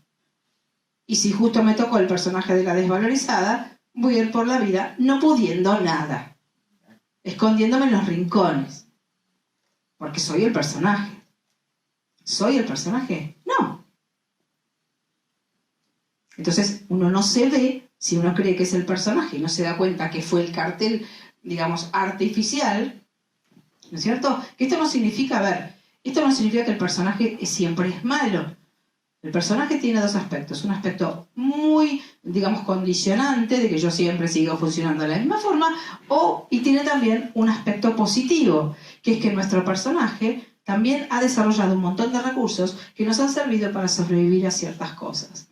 Entonces el personaje tiene sus dos partes buenas, o sus dos partes, mejor dicho, una buena y una no tan buena. La buena es, por ejemplo, si yo fui la que sostenía todo, o la que se hacía cargo de todo el mundo, y no pude ser niña por eso, ¿no es cierto? O se me robó la infancia, como a veces dicen. Bueno, ¿qué es lo positivo del personaje? Que aprendí a tomar decisiones, que soy independiente, que pude manejar personas, que ¿entienden? Entonces siempre hay que ver que también hay una parte positiva en esto, porque uno activa recursos, porque los personajes son siempre también adaptaciones a ciertos entornos. Nosotros nacemos en un entorno familiar X, donde encastramos, como si fuéramos una pieza. Entonces, si ser la hija perfecta hace que todos me quieran y me reconozcan, yo voy a ser la hija perfecta y me voy a mantener ahí siempre, buscando el amor a través de ese personaje. ¿Entienden? O si me miran siempre como la que no le da la cabeza, y bueno, voy a ir toda la vida creyendo que la cabeza no me da. ¿Entienden? Pero es una convención, porque no es que realmente yo soy así. Entonces, el juicio que hacemos de las emociones es un gran obstáculo, ¿no es cierto? El miedo que tenemos de hacernos, que hace que nos hagamos cargo de la otra parte de la cancha, es otro de los grandes obstáculos, ¿no es cierto?, que tenemos para nosotros poder ser coherentes. Entonces, piense que nosotros, cuando tenemos una emoción, como les decía antes, perdemos el control racional. Me tomo una emoción y me va a soltar cuando yo, no sé, cuando yo haga algo, cuando yo me haga consciente, cuando le dé un tiempo, cuando mire qué pensamiento le alimento y cuando después me salga. Ahí va a pasar la emoción. Entonces, no tenemos que controlar las emociones. No las tenemos que controlar, las tenemos que entender. Tenemos que entender qué información me está dando de mí esta emoción. ¿Entienden? Como decía, bueno, a ver, Penny, ¿de qué me estás hablando? ¿Qué mensaje me estás trayendo? ¿Qué acción en coherencia tengo que tener yo? Que para eso apareciste. Ahí sería un indicador que yo puedo capitalizar, porque la emoción siempre me va a llevar, si yo la puedo accionar coherentemente, siempre me va a llevar a un lugar mejor. Me va a sacar del sufrimiento y me va a intentar llevar a un lugar de alivio, de liberación, de soltar, de lo que sea que yo tenga que hacer. ¿Se dan cuenta? Entonces,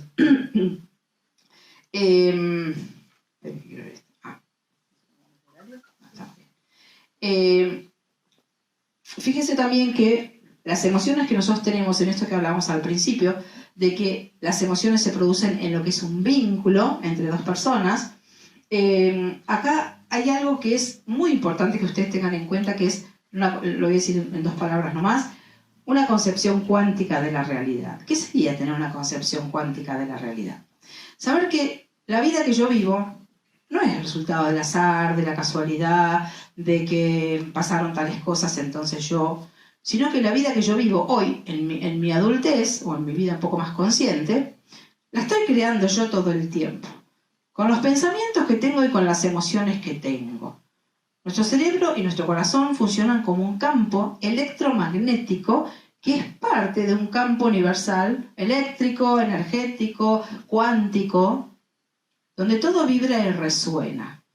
Entonces, si en la vida de alguno de nosotros, o de todos nosotros, hay cosas que estamos atravesando que no nos gustan, que nos generan sufrimiento, que nos generan dolor, etc., tenemos que saber que nosotros tenemos internamente una información emocional y pensamientos o creencias que están resonando en ese campo cuántico y nos están devolviendo la consecuencia de lo que nosotros estamos pensando.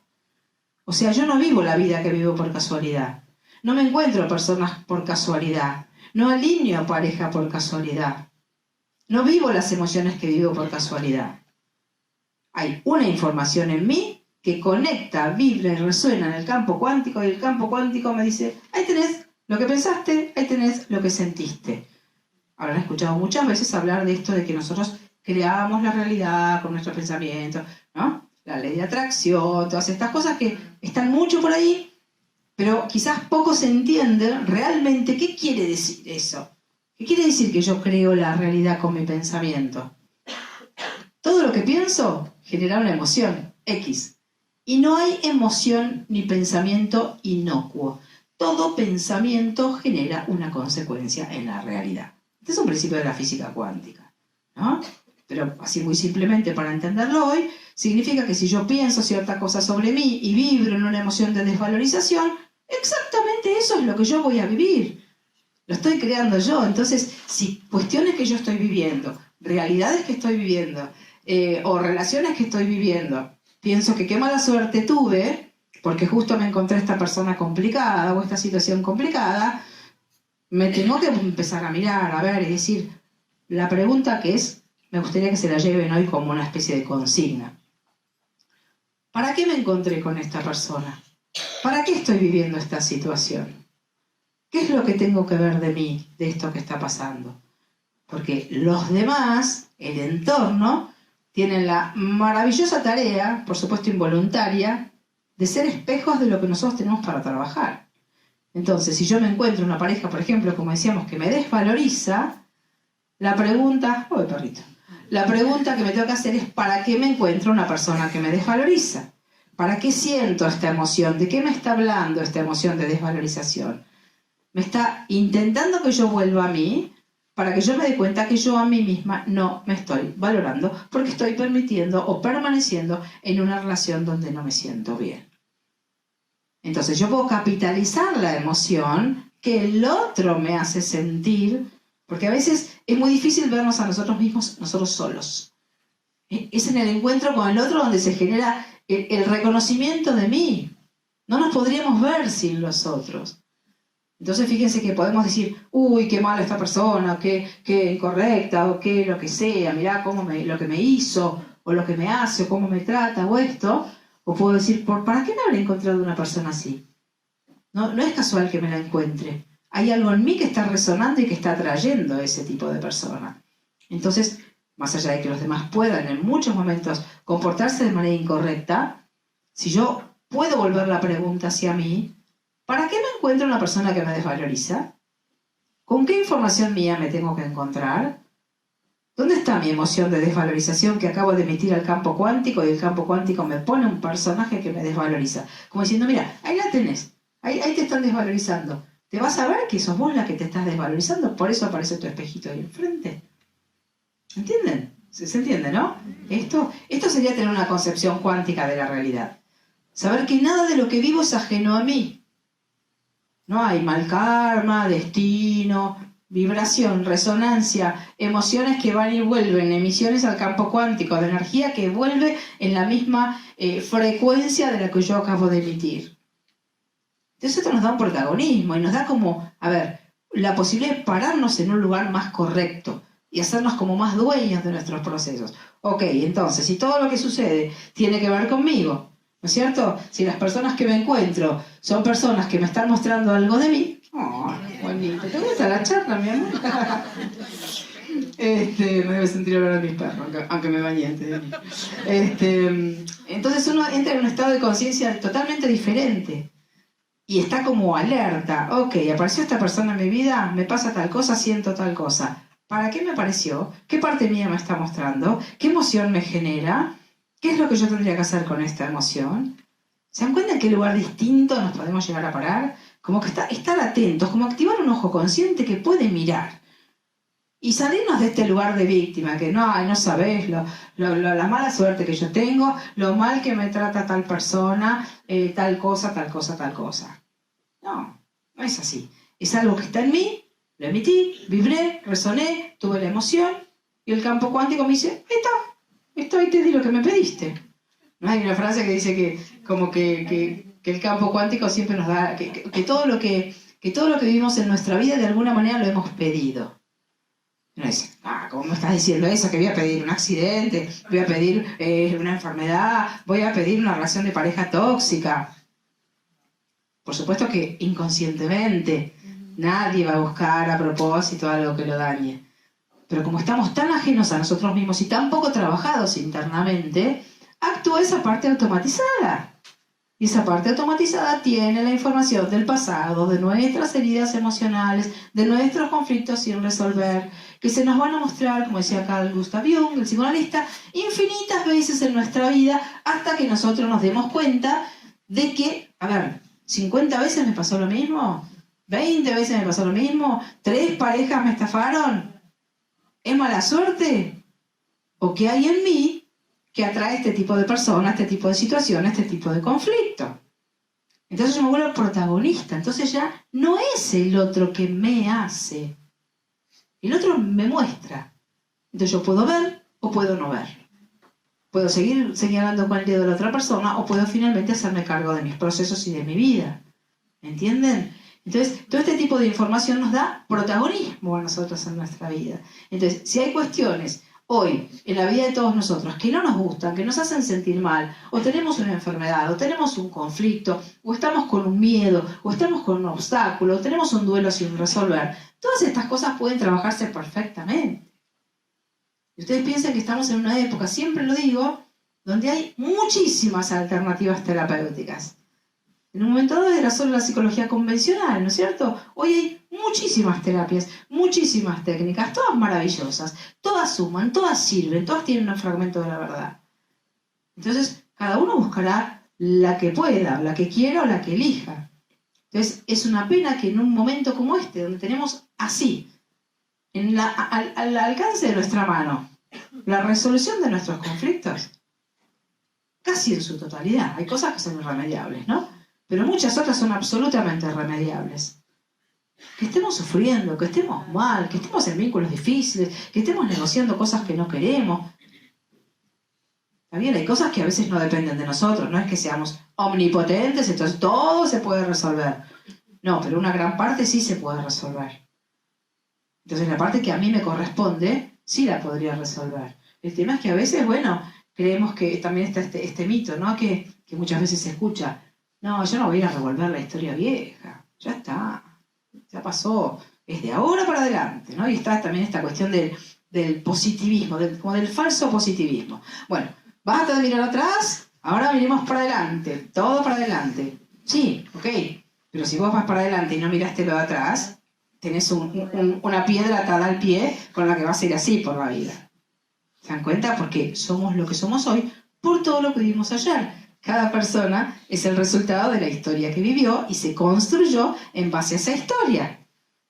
Y no es para ir a revolver y echarle la culpa a los padres y sufrir. Es ir y entender. A ver, ¿qué pasó ahí? Miro como si fuera la historia familiar, ¿no? ¿Qué pasó ahí? ¿Cómo me miró mi padre? ¿Cómo me miró mi madre? ¿Cómo me sentí? ¿Qué personaje activé ahí?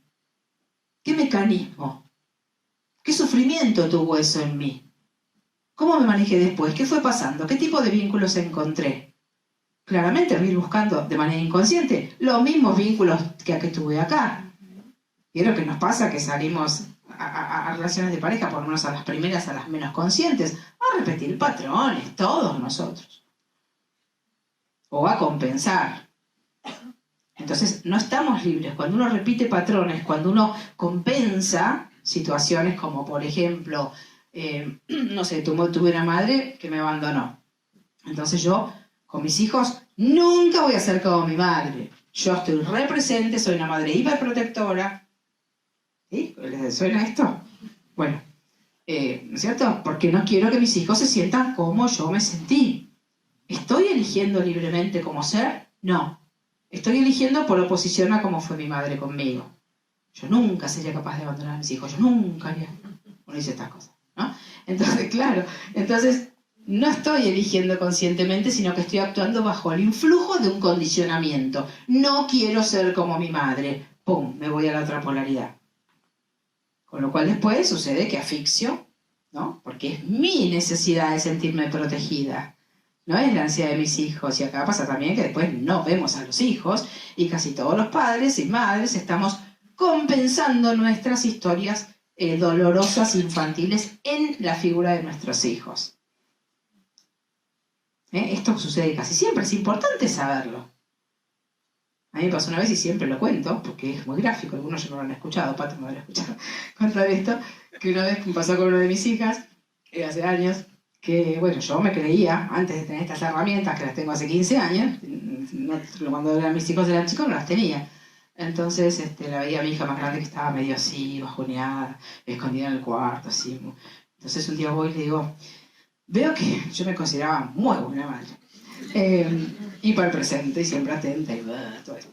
Y entonces voy y le digo, te veo que hace unos cuantos días que no estás bien. Le digo, ¿hay algo que yo pueda hacer para que vos te sientas mejor? Y me dijo, perdón lo que voy a decir, que me dejes de reventar las pelotas. Yo salí así del cuarto. No, fue horrible escuchar eso.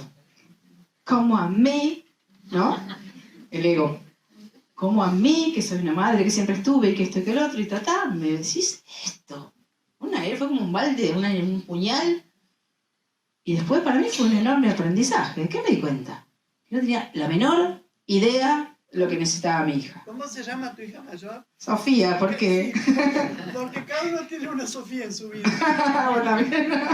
Bueno, todos hemos hecho montones de cosas, Esto también es importante, miren, ya que Pato dijo esto, también es importante que sepamos que todos hemos cometido errores, ¿no es cierto?, con los que tenemos hijos, y lo seguiremos cometiendo, que todos somos un poco manipuladores, un poco agresivos, que todos tenemos todas las emociones posibles internamente. Entonces no nos asustemos de las cosas, ni nos enjuiciemos a nosotros mismos. Uno hizo lo que pudo con el nivel de conciencia que tenía, uno no tenía herramientas, pero hoy hay herramientas, hay un montón de herramientas. Entonces es una pena que por ahí no se tomen esas herramientas, ¿no es cierto? Yo con eso me di cuenta que no tenía la menor idea de lo que mi hija estaba necesitando. Y que como a mí, que mi madre no me dio tanta bolilla, yo estaba así encima. Estaba compensando. A veces repetimos el patrón, me abandonaron, abandono, fueron violentos, soy violento, como que voy en automático repitiendo el patrón, y a veces compenso. Y entonces cuando compenso, creo que yo sí resolví. Yo no soy como mi madre. Me estoy autoengañando.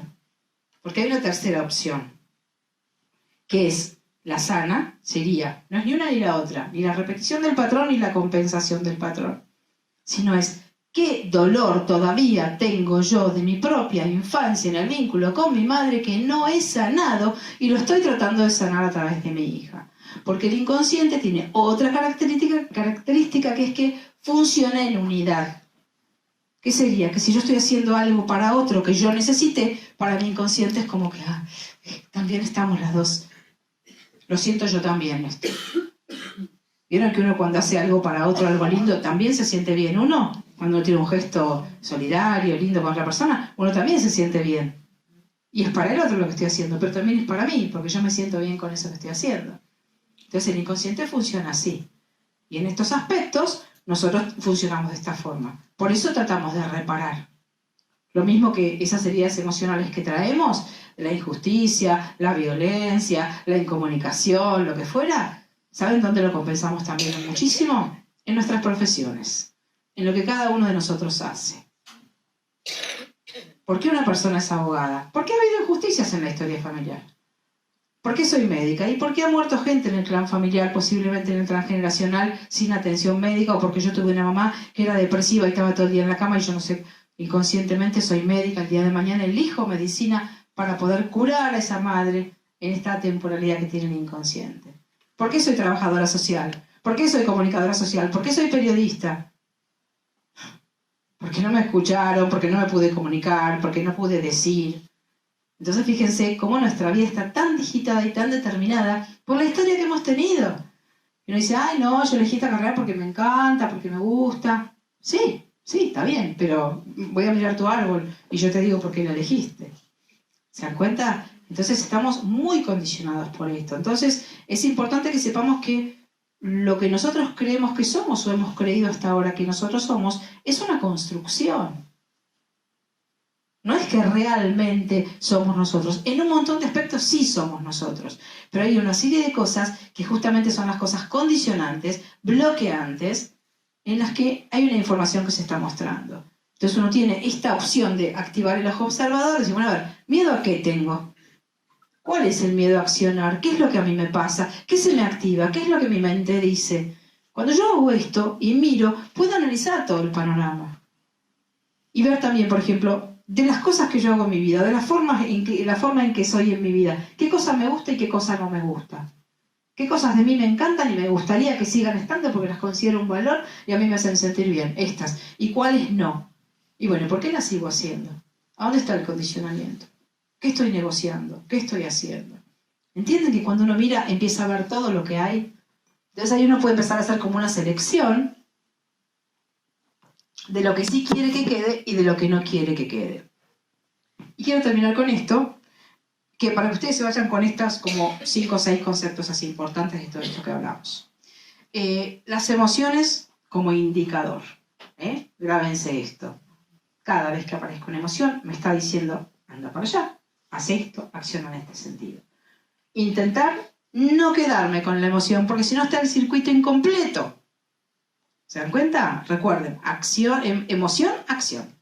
Emoción, acción. Emoción que me direcciona hacia un lugar, acción que yo tengo que hacer. Entonces si uno tiene como este parámetro, va a estar más atento cuando tengo la emoción. Cero miedo a las emociones y me estás como marcando el caminito. En vez de decir, ¡ay, la emoción! No, a ver, ¿por dónde me estás haciendo caminar? ¿Por acá? Voy. ¿Me entienden? Y van a ver cómo pueden gestionar y transitar mucho más rápido los procesos emocionales si dejan de tenerle miedo a lo que sienten. Buscar la coherencia emocional, que yo no esté haciendo cosas que no quiero, que no esté negociando cosas que me hacen sentir mal. Yo no tengo por qué permanecer como el perro en un lugar, como decíamos el perro en el asfalto, ¿no? Que en un lugar que no quiero, que me estoy quemando, que me estoy sintiendo mal. Y si permanezco, ¿por qué permanezco? ¿Qué me pasa? ¿Qué me está diciendo mi mente? ¿Me olvidé de que soy una persona libre? ¿O estoy tan atada a un condicionamiento que no me puedo soltar? Bueno, busco ayuda terapéutica. Siempre hay una posibilidad de salirse de lugares, ¿no? Después, otro tema importante, la cobertura de las necesidades básicas. Cuando yo estoy negociando, como decíamos, uno entra en estrés. Entonces, ¿cuáles son, quizás hoy, en algunos de nosotros, las necesidades básicas que yo estoy negociando? No me estoy pudiendo comunicar, no estoy pudiendo tener mi territorio, no estoy siendo valorada. ¿Cuál es la necesidad que no estoy pudiendo cubrir? Y si no la estoy pudiendo cubrir, ¿por qué? Para que uno pueda empezar como a mirarse de una manera diferente. Después, bueno, la escucha interna, ¿no? La escucha interna, esto que nos hace tanta falta. Nos damos como poco crédito a nosotros mismos. Lo que yo digo y lo que yo siento y lo que yo necesito, y qué sé yo, parece que a veces hasta uno puede pensar, ay, sos un egoísta, estás pensando solamente en lo que vos querés. Incluso muchas veces alrededor, cuando uno empieza a ser más coherente, encuentra personas que te van a decir esto. Claro, solo pensás en lo que vos, sobre todo cuando uno ha estado en mecanismos quizás de manipulación o medio tóxicos, y uno empieza a ser uno, empieza a poner límites, empieza a pararse en otro lugar. Ay, claro, ahora no te importa nada, ¿no es cierto? Sos vos, te importa solamente de vos. Esto hay que saber que son manipulaciones y que cuando uno se corre de ciertos lugares, va a haber como un movimiento en el entorno.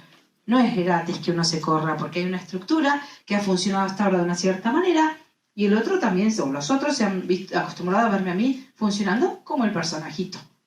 Y cuando yo me salgo del personaje, pongo límites, soy distinta, expreso, me miran como diciendo, ¿qué estás haciendo?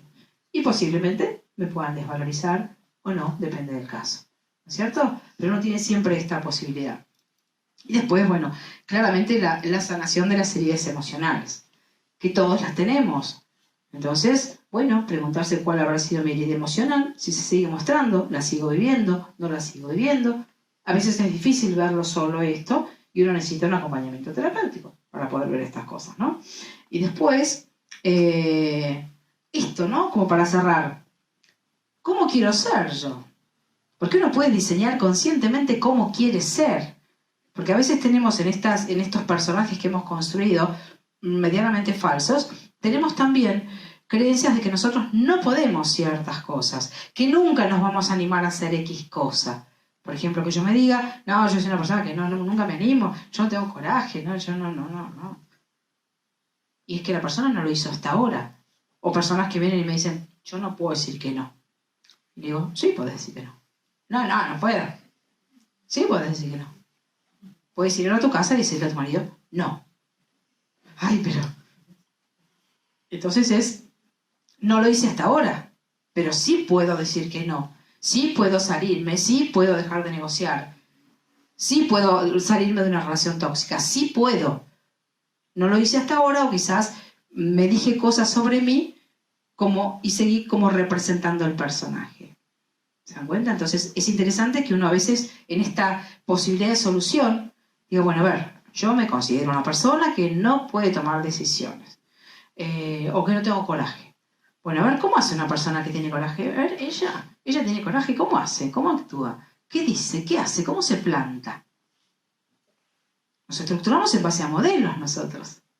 Todos nosotros. Desde chicos vamos viendo personas que tienen ciertos rasgos y nosotros vamos copiando, como si fuéramos monitos, vamos copiando lo que nos gusta de una persona, lo que nos gusta de otra. A veces cosas no tan lindas copiamos también.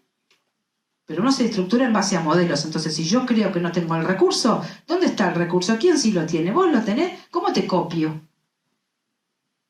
¿No? Me acuerdo una vez una chica que vino a una sesión, la primera vez, y entró con las dos manitas así. Hola.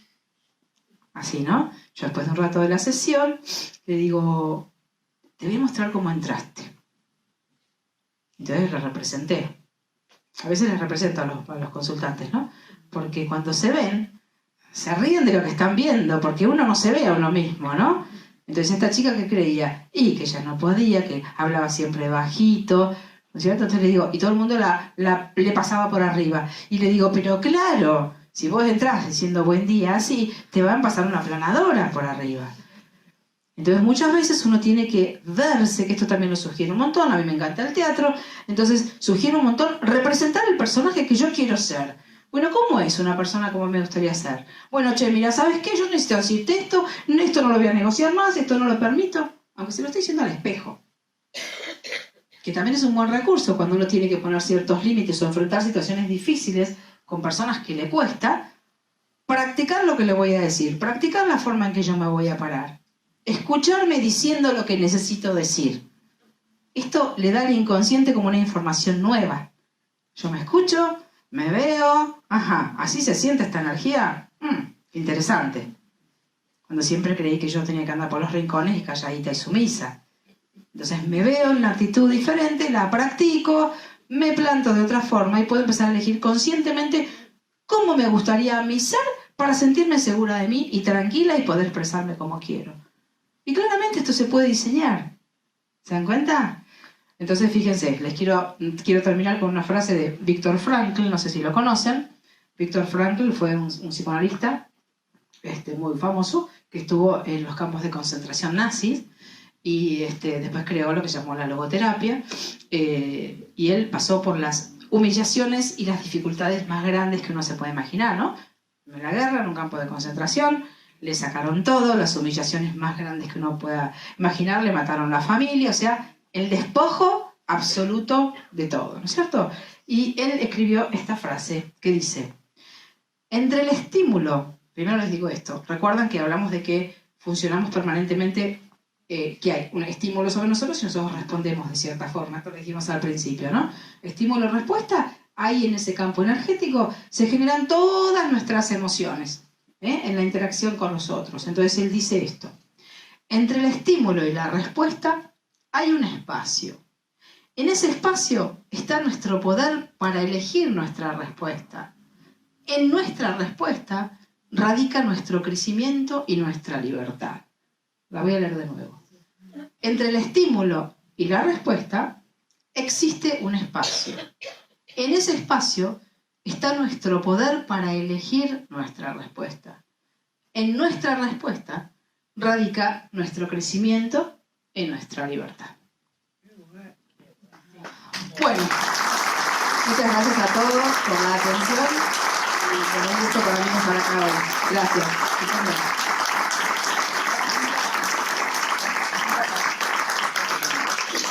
Bueno, Patri, muchas gracias por haber venido.